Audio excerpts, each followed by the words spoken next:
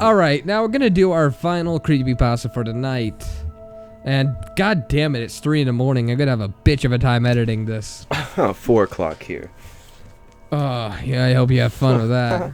Hello, my name is Silver, and I just recently become interested in creepy things in video games and crap and creepypastas. This is, by the way, this story is called Sonic Creepy Disc.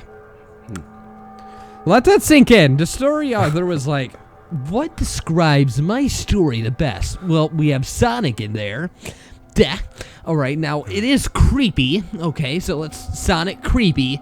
And there is a disc of some sort. Sonic Creepy Disc. Perfect. All the elements necessary that are needed. Oh my god, this is terrible. Oh, the first line is giving me cancer. Hello, my name is Silver. And I've just became interested in video games and creepypastas. I started watching YouTube series about such thing. 2 of them being creepy gaming and haunted gaming. Both of them focusing on creepy things involving games. One day I logged into YouTube and I saw a new episode of Creepy Gaming. The episode titled Sonic CD Hidden Message. I thought it was strange of what it could possibly be. I clicked the video and I watched it. The commentator talks about how Sonic CD oh my god, this is fucking terrible. The commentator talks about how in Sonic CD you can use the sound test to access various cheats in debug mode. But he also talks about certain combination numbers that will get you to a creepy picture of Sonic and a Japanese text along with the boss music. I found the picture both creepy and disturbing. Why would Sega put something that disturbing in a Sonic game? He talks about why the picture is there, and he concludes that it's an anti-piracy screen because Japanese text reads "Fun is infinite, Sega prizes Majin." I was very interested in this screen, and I decided and wanted to see it for myself. I could have just got an emulator and an ISO, but that only proved the theory that I could have just gotten a emulator and ISO, but that would only prove the theory that there's an anti-piracy screen. So I decided to dig up my old Sega CD from storage and try my own copy of Sonic CD. I grabbed my keys and headed out the door, got in my car, prepared for the long drive to my storage space, which was in another city. After the long drive, I finally got to my storage space. I opened it up, all my old stuff was in there.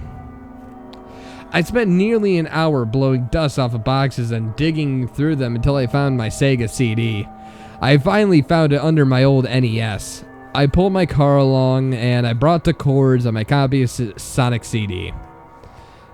I'm gonna continuously skip through this because he just talks about his drive home.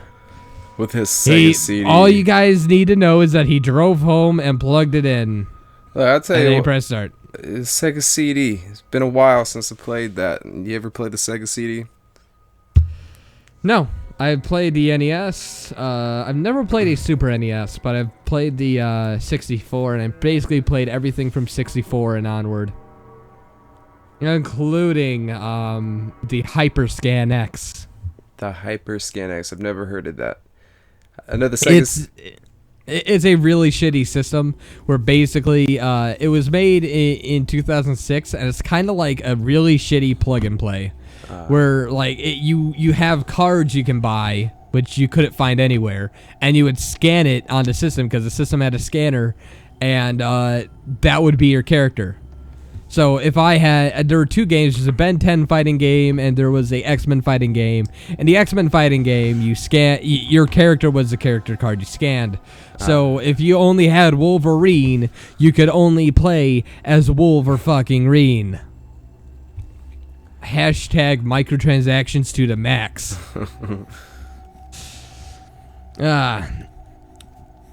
Okay, a sound confirmation was heard, and there it was. The creepy picture followed by equally creepy music. I stared at it for a bit, taking in that creepy Sonic and all of its creepiness. Then I got enough of it and I pressed start again. The screen had faded out and brought me to another picture. At close-up, it was just a creepy Sonic. Just one, and more Japanese text. This shocked me because it wasn't mentioned in the video, so I got on my iPhone and tried to search around for the picture, but I got no results. I tried translating using Google Translate and I read, "What do you think you're doing?" For some reason, this is in quotations, as if he's talking. After reading that, I was scared. I mean, that's your narrating. Why is there quotations around it? Those typos, man. That's why I could just imagine. I could just imagine this. Think about it like this: you're sitting in front of your TV, right? Yeah. You're enjoying your day, and you're seeing it, and you see the text. You translate it. You look at your phone, and it says, "What do you think you're doing?" And you look at the TV, and you're just like.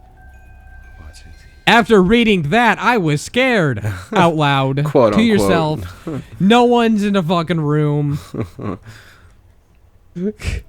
After reading that, I was scared. The game seemed to be addressing the fact that I was quitting the screen. I tried pressing buttons, but nothing worked. After a while, I heard a confirmation sound that had taken me into the game. But something was off. The normal Sonic was replaced by a creepy Sonic. I was alarmed by why this was happening. The start button didn't do anything, so I decided to try another Easter egg, that if you make Sonic stand still for 3 minutes, he'll jump off the screen, and you'll get a game over. But after 3 minutes, Sonic looked at the screen, shook his head as if he was saying no. Then he wagged his finger at me and pointed to the right. I decided to walk right for a few seconds. And after a few seconds of walking, the game took over. And Sonic walked slowly as Amy came with a shot. She walked up to Sonic, and a question mark appeared above her head. Sonic then jumped onto her, the screen blacked out, and when it returned, there was just a puddle of blood where Amy once stood. She was gone. Basically, fucking Sonic Mario'd her. Hard. Fuck it. I tried to stop myself from vomiting. You've read a lot of creepypastas, right? Yeah, man? I've had my share, yeah. You've heard a lot of creepypastas. Yes. Have you heard that phrase quite a bit? Repeat the phrase. I tried to stop myself from vomiting in response to something that would have been pixelated, mundane. Look, and man. I mean, we have fucking Gears of War. That game must make you like get cancer. Jesus Christ. That pixelated blood's got me going. I gotta go vomit. Oh my god. Wow, my spaghetti. Pick up some crappy pasta. I mean, what the hell? I mean, am I the only one who finds the stupid I almost vomited cliche fucking stupid? And Sonic looked back at the screen and pointed to the right. I pressed right slowly, and he had walked. After a minute of going down in a straight line, it took over again. Eggman showed up to the right and had a question mark above him. Sonic wagged his finger. The boss music began. I grabbed the controller expecting to fight Eggman, but I couldn't do anything. Sonic jumped onto Eggman. The screen faded away. Once it returned, Eggman was gone, and only a puddle of blood was there. He beat that up too, huh? I started freaking out. Have you heard of turning off the console? Have you heard of recording? Screenshotting? Taking pictures? Anything? Anything. And walked up to my Sega CD and turned it off. But when I got up, Sonic started moving and Robo Sonic appeared. He stood there and Chaos Emerald surrounded Sonic. And he turned into Super, rushed right through Robo Sonic, or, Metal Sonic. That's what he's called, not Robo, but Metal. Metal flew all over the place. Oil was all over the ground. Sonic then faced the screen and wagged his finger. I turned off my Sega CD like a rational person. The screen went to black, and then all of a sudden I heard a loud scream coming from my speakers. And I looked at my TV, only to see a close-up of creepy Sonic's face and the same Japanese text reading, "Where do you think you're going?" I ripped the cords out of the outlets, and then I stopped. I threw my Sega back into the box, drove back to the storage room, and this time I labeled it, "Don't Open Ever." Tossed it in there, and went home, tried looking this up. There was absolutely nothing to be found, and even to this day, I'm not sure if I somehow got a hacked copy back when I first bought the game when it launched. How would you get a hacked copy if there's no way to hack a fucking copy when the game first came out? You bought it when it launched. But all I know is that I'll never play Sonic CD again because I'm a little bitch. Fuck you. This is terrible. So, yeah, man. How was it being on CRAPPYPASTAS today? I was very entertained, very entertained. Yeah, I enjoyed the stories, quote unquote. You sound so drunk right now. Are you drunk? I think if these stories would just be looked over a little bit more before, they decided to make this the complete copy. I mean, I see where it is when you chicken pack at your computer and just get it down and don't reread it. Words do kind of jumble up, and you can put it into Google Docs. I mean, fuck it, it basically reads it for you. It's been fun, guys, but here's my final real message of the day. I've been narrating creepypastas for 2 years now, and it's been one hell of a dream. I mean, I'm not stopping or anything like that, but, I'm done with high school, and I'm, moving on to new things. I'm not, stopping narrating or anything like that, but, changes are going to be made soon, and I don't know what's going to be happening in the future, but it's been fun. I really like being able to narrate, and I feel bad because I haven't been able to upload as much because I got my wisdom teeth pulled out, and even narrating this, my jaw is on fire. And I'm really glad I get to do this for you guys, and it really means a lot. Honestly, thank you guys for subscribing. You've really made my life better. Because before I did this, I was going to a shitty school with shitty people.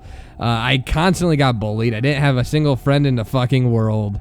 And if it wasn't for YouTube and extensively you guys, I would have never met Tats. Yeah, man wouldn't be here right now. I wouldn't have met most of the awesome people I know today, whether it's Some Ordinary Gamers, I Hate Everything, just all these amazing people that have an impact, that has had an impact on my life as well as yours. And all these people have influenced me in certain ways. It's just been fucking awesome, really, to be a part of a community of people like yourselves. And I mean, I'm really humble here, just thinking that I have 78,000 subscribers right now. And I mean, soon I'll be over 100,000 and I'll get my silver YouTube play button. Either way, if you enjoyed this story, I would like to mention that I hope you have a happy holiday. And if you're watching this on Christmas and you have no one there, you can always add me up on Skype. And, I mean, I leave my Skype in the description of all my videos. You can always add me up on Skype, and I will personally try to message you. I know I'm busy today, but, I mean, I'm willing to talk to anyone, really. It's really you guys who make this channel what it is, and make me who I am. I mean, I know a lot of people out there think I'm kind of a dick. Because I kind of am. But, everything I do comes out of a well-meaning place. If you want to support the show financially, you can always go on Patreon. If you want to just send a one-time donation, I have a PayPal. You can just send me money through my PayPal, and it'll be going towards something. For example, I'm getting a camera, a green screen, and some lighting equipment so I can start making some more full-motion video like the cool 90s and all that jazz. I really hope you guys have a great Christmas, and to other narrators out there, if you're looking to create this content, my only advice to you is get a Blue Yeti, and you can pretty much do anything.